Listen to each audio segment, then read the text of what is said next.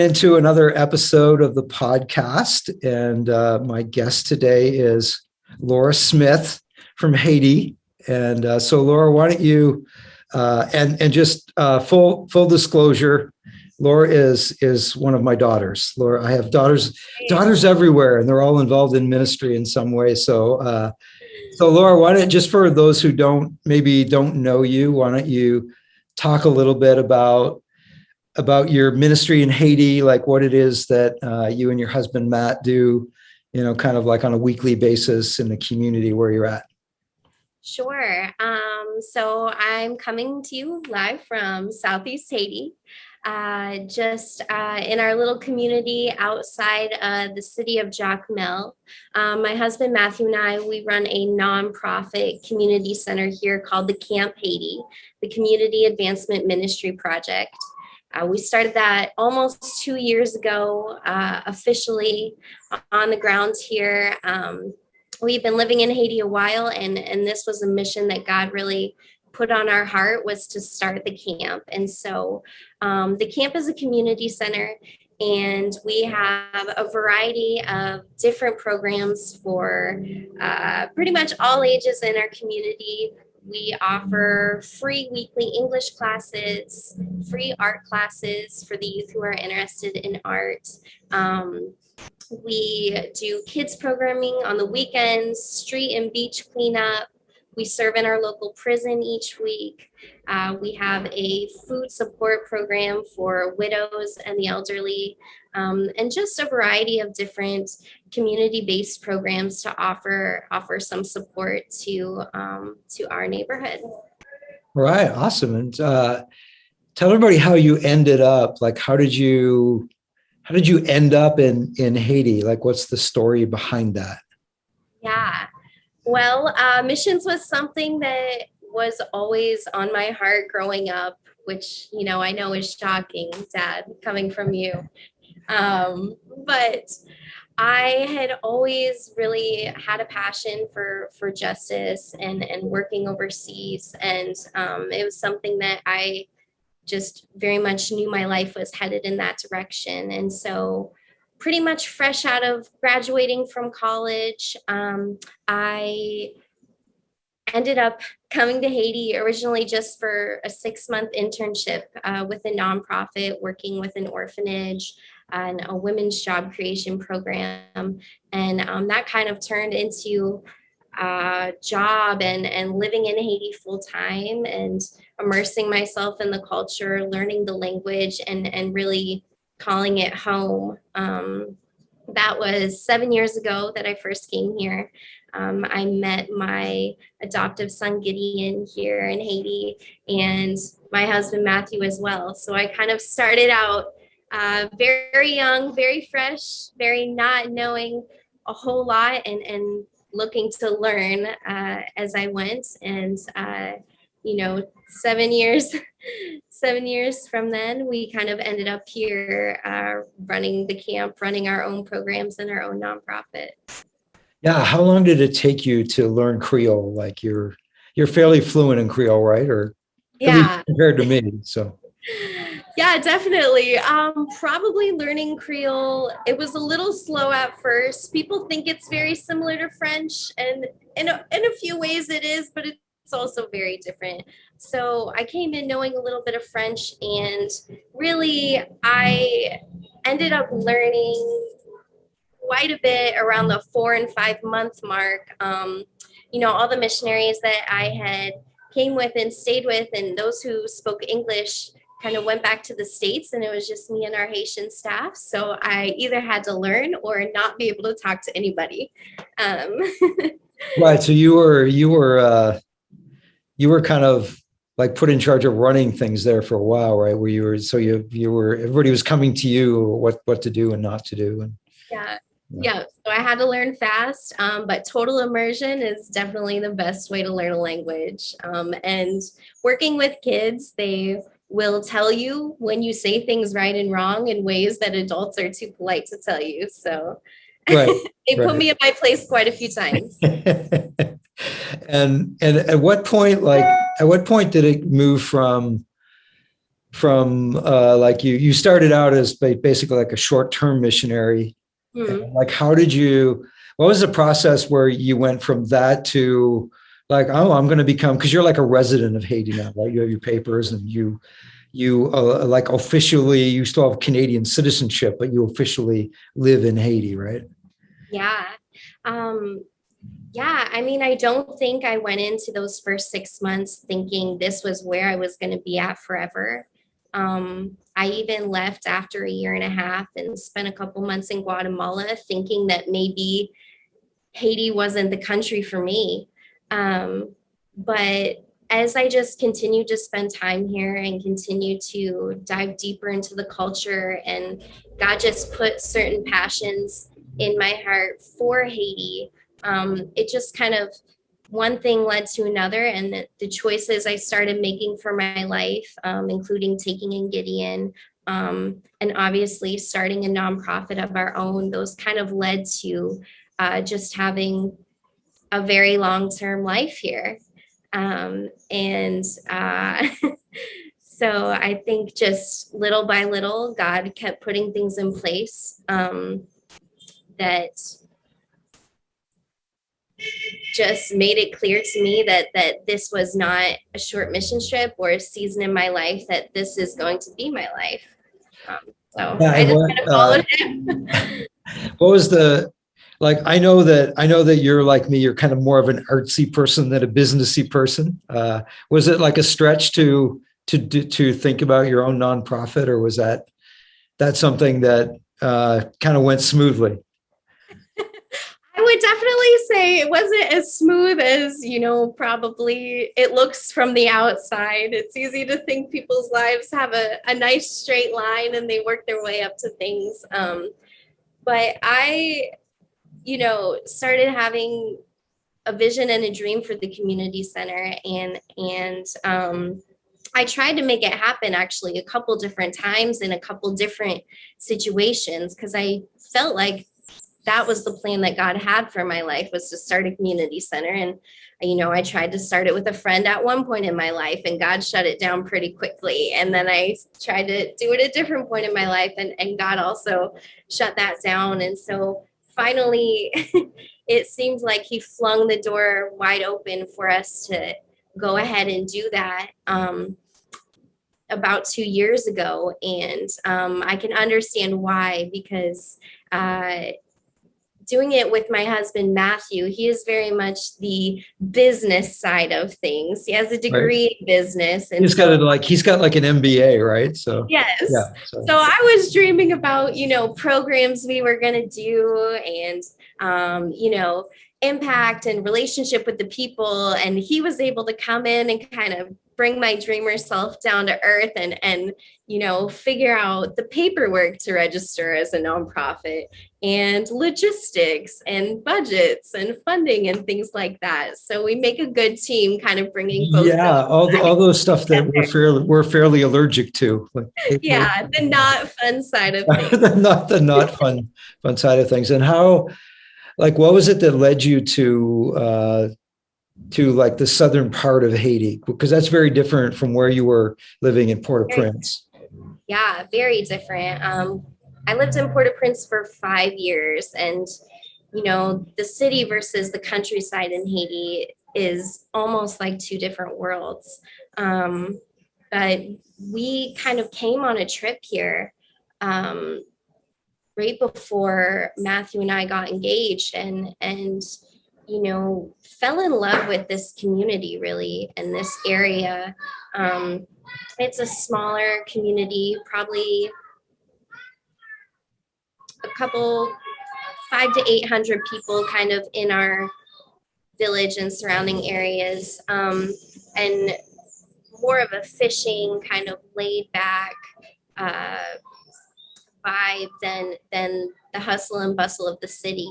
And so we just fell in love with the people here, and we really kind of sensed God calling us. He kept calling us back to come back to this place. And so we would keep making trips, and every trip we would learn a little bit more about the community, and learn a little bit more about the needs and the people And it just was made very evident by the Lord to us that this was the place that He wanted us to plant a community center.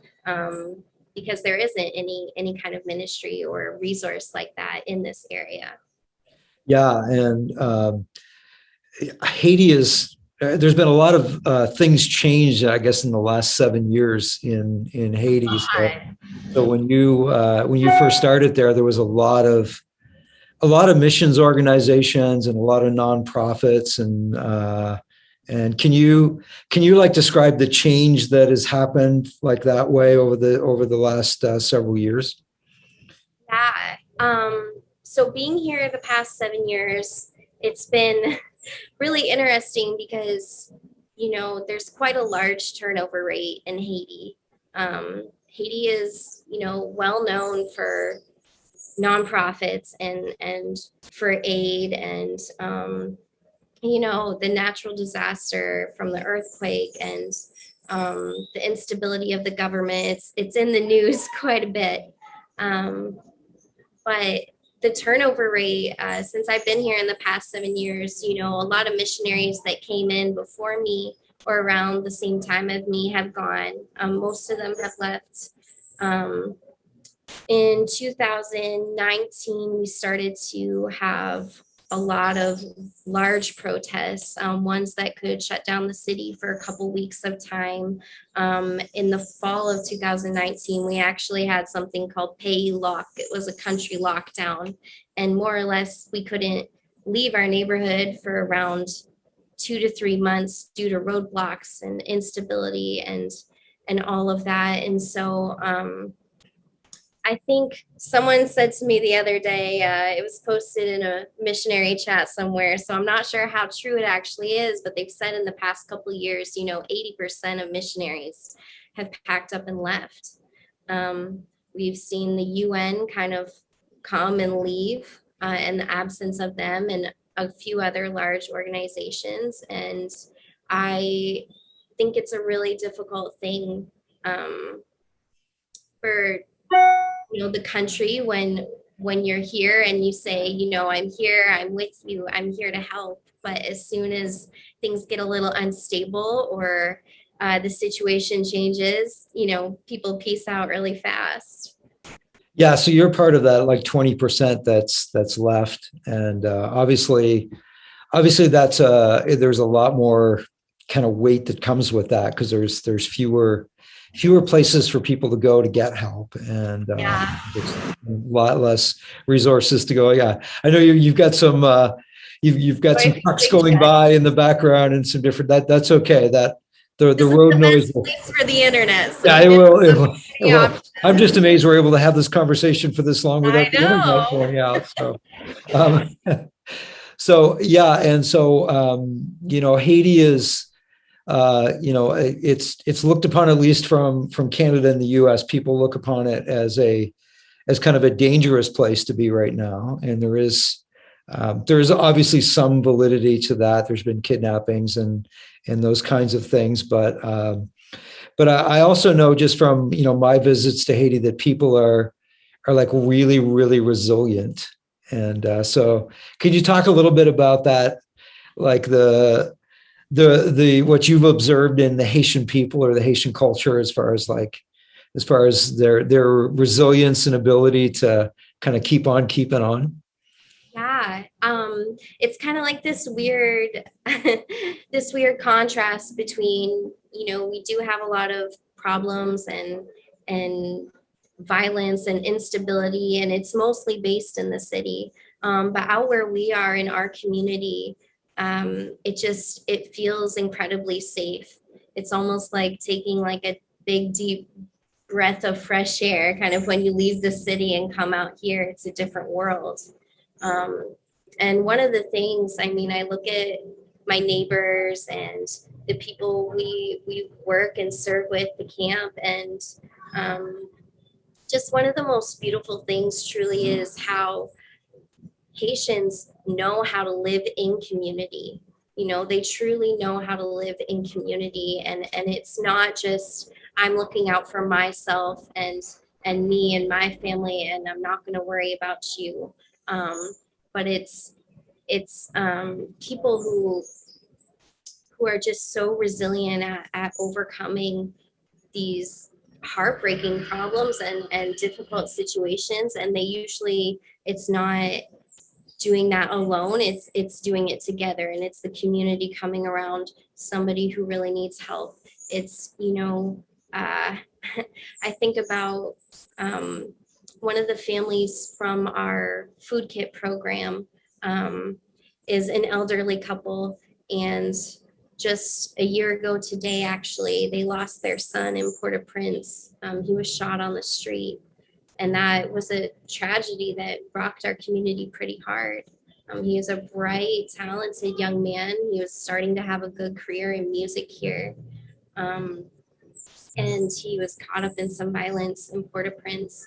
Um, and then later on this year, giving childbirth, her daughter passed away from complications after childbirth. And so I see this, grandmother and grandfather, and they're raising these twin baby boys. And every time we kind of go up to visit their house or see them, there's always somebody else there. There's always a neighbor visiting or bringing something over. There's always just people around them that have kind of seen that situation and come alongside them. And I think that is one of the most beautiful things about Haiti, is just the ability that life is shared here. It's not just my life and your life; it's shared in community together. Yeah, and so you met like really, and even really simple things like like childbirth. There's great risks involved in. I remember a couple of years ago when Mom and I were with you guys, and your mom got dengue fever, and just trying to just get medicine for for something like that was a lot of things turn into life and death situations that wouldn't be if you were stateside. So yeah. So what would you say this year? What would be some of the struggles that you guys have faced in your ministry? What are some of the toughest things that you guys have had to work through this year? Sure.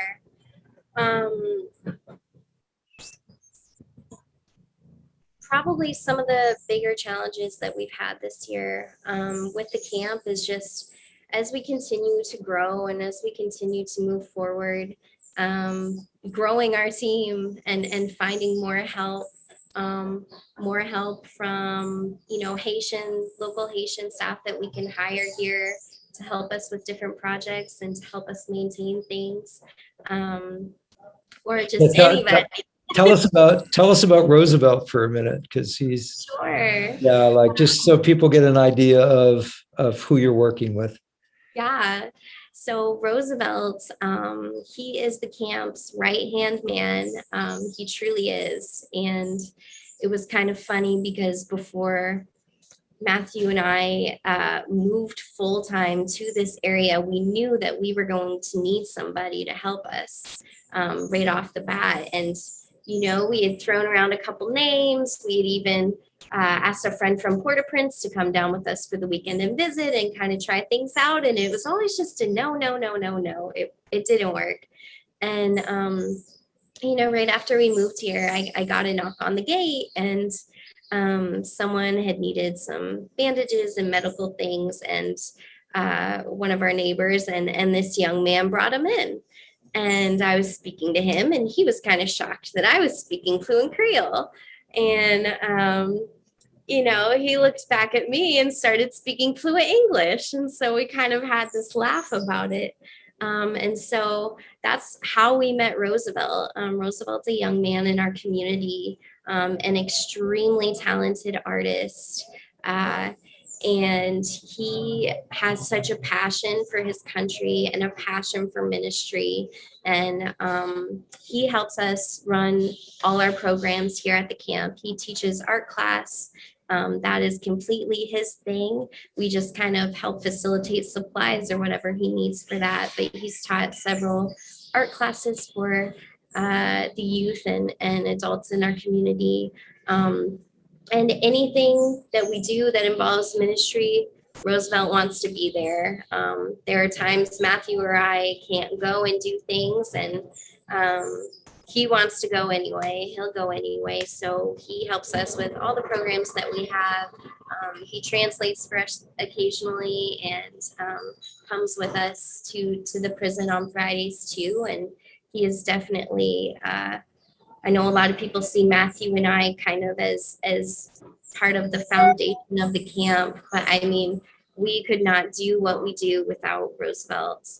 And Yeah, and for me, when I meet like young Haitians like Roosevelt, like he is somebody who just like really loves Haiti and really loves Jesus and wants to serve God. I think that they're the great hope of Haiti, right? They're the hope yeah, of the future for Haiti.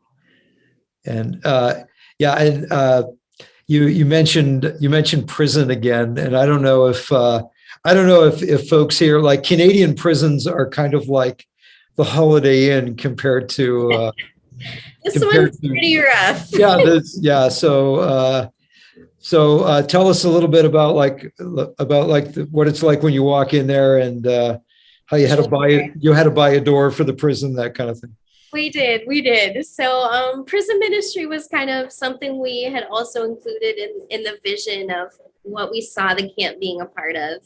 And we had heard from some other missionaries and other people that they would probably let us come drop supplies off, but that we would never actually be allowed to go in and do things. And so really one day we kind of just walked up to the prison. I asked for the inspector, and he came out, and we just talked. We explained the vision of the camp, and that we wanted to be able to come and encourage and meet with the youth, the juvenile prisoners each week, and share the gospel with them and kind of support them if the prison would ever allow us to have a program like that. And so he said, sure, come back with this official paper. So we had a little bit of paperwork to do with a government office here in Haiti, and we came back and supported one of their maintenance projects for the prison to repair the door. And ever since then, each Friday we're allowed to go in, and we have a tiny room that we meet with the juvenile prisoners with and share the gospel with them each week. Right. So that's a great illustration of the gift opens the way for the giver. Because exactly. in most prisons in the US and Canada, like you don't walk in and the door has fallen off of where the guards are. And it's like, hey, I'll tell you what, we'll buy you a door and put it on. And then yeah, but when you do stuff like that, it does tend to open up other opportunities. Yeah, and I mean, that's how we know it's only God, because each week we're still like, I can't believe they're allowing us to do this. Like each week they still let us in. They still, Right. Amazing. Yeah, but I had interrupted you earlier there when we kind of got off a little bit talking about Roosevelt, but like what would be some of the other things that people would find kind of struggles, and then we'll move on to something positive after that. Right. The motto was pretty loud there. Some of the struggles that we see in Haiti. Yeah. I mean, there are a lot of struggles kind of in general in where Haiti finds itself right now. I've never kind of seen things quite so bad like this before, just with a lot of gang activities. Kidnapping is up about 200% from where it was last year. We're seeing people in the city and surrounding cities almost getting kidnapped every day. And it's not just something that's reserved for the elite or the rich who would pay a ransom anymore. We're seeing pastors being taken from live stream church on Facebook being kidnapped, and nuns and churchgoers and school children. And so that's scary territory for Haiti. And the government does not seem to have enough power to stand up to a situation like that. Yeah. So when you have that kind of instability, it's in politics, it's really hard to it's hard to make people feel protected, I guess. And Yeah.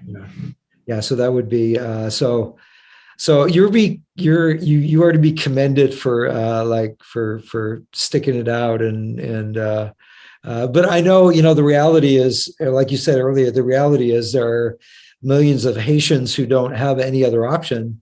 And so if we want to minister to people, you've got to be where people are at, and you can't just pack up when things get tough. I don't think I read that in the Bible anywhere. Maybe in the American gospel or something, but not in the most of the Bibles that we have. So if what are some are there any practical needs that if people, let's say, my viewers are probably really, really wealthy, I'm just joking. But if somebody's just sitting at home and they've got all kinds of money that they just want to give away, do you have any projects or anything going on right now where you would go like, hey, we could use some practical help in this area? Yeah, I mean, being a ministry overseas, the needs are always plenty. And we are just finishing up a project that we've been working on for a while here at the camp. It's a free computer lab and library. And so we're really excited to almost have that finished. It's in the works for a while. And it is so close to being done. We're hoping it'll be open next month. And we're really excited for how that's going to support kind of the students and the young adults in our area who need those resources for school and who need internet and want to have access to books in English or Creole or French. Moving forward after that, our next biggest project, which we're hoping to get up and running for the fall, would be school scholarships. There are a lot of young people in our area, trying to finish secondary school. Some have quit and not finished at all, and just kind of, young men, young teenagers, who have just started working during the day because they don't have the money to finish school. And so we'll be looking for donors to kind of connect and support our school scholarship program coming, hopefully up and running this fall. Yeah, and just to kind of, but I really like that focus, because if out of all the things that you could invest in, if we're talking about long-term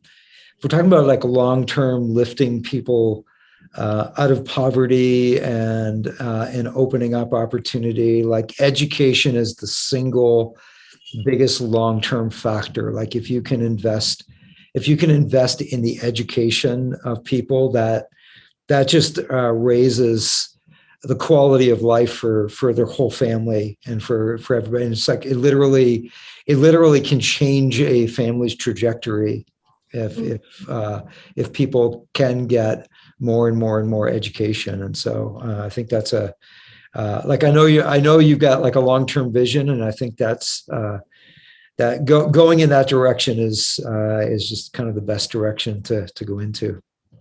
Yeah, and I mean, looking at, you're right, like the long-term stuff, that's really what makes the difference. Sometimes we see things we do on short-term trips or short-term missions. That's kind of like fun stuff that gives a little bit of instant gratification. But the long-term work of getting a student through school, or even looking around at our kids program and seeing some of these smaller kids and dreaming about what it would be like for us to be able to support them once they're in high school in 6 or 8 years. That long-term stuff, I believe, is going to be the stuff that really starts to make some change here in the country. Yeah, and so just kind of winding up here. What can for those who don't have great big bank accounts, but have some time and they can pray for you guys. Like what should people be praying for you about right now? Um, just praying for the country in general. I mean, just there seems to be a loss of justice here right now. Um, just with all the crime and rampant violence and things that are going on in Port-au-Prince, and the lack of response, the lack of support from the government. I think that can be incredibly discouraging for the people, even those of us kind of in our community who don't necessarily deal with the impact of that violence every day. That was our mango tree. Okay. That's about the loudest noise we get out here, right? So So I'm thankful. what was that? Mangoes. Oh, it was mangoes falling off the tree. Yeah. See, people in Canada were like, I would die to have mangoes falling off a tree outside my house. Yeah. My son will probably be out to pick them up in a minute. Yeah. But yeah, just praying for justice and for advancement for the country, because it is very discouraging to even for those of us who don't directly deal with that every day, it just kind of brings like a certain hopelessness when you see all that we're up against. So just really praying that the Lord will move on the behalf of the instability and safety situation of the country. And also just that God will continue to move in the hearts of those in our community. We have a weekly Bible study that we meet with, and a lot of participants, some are Christians, some are non-Christians. I know you did have a voodoo priest coming for a while, right? Yeah. We did. Which would make for some interesting questions. But About the Bible, but and that really is spreading the gospel, really is what's at the heart of the camp, because we can do everything we can to better people here and now, but if we're not doing anything for them, for their life and eternity, then what's it all for? And so I know God is really trying to move in some of the lives of our neighbors and those that attend our programs, and just keep praying that our hearts are open to the gospel here. All right. Well, what a great spot to end. Thank you. Thanks so much, Laura, for taking the time to do this. Hopefully the mangoes aren't too loud. So, yeah, let me just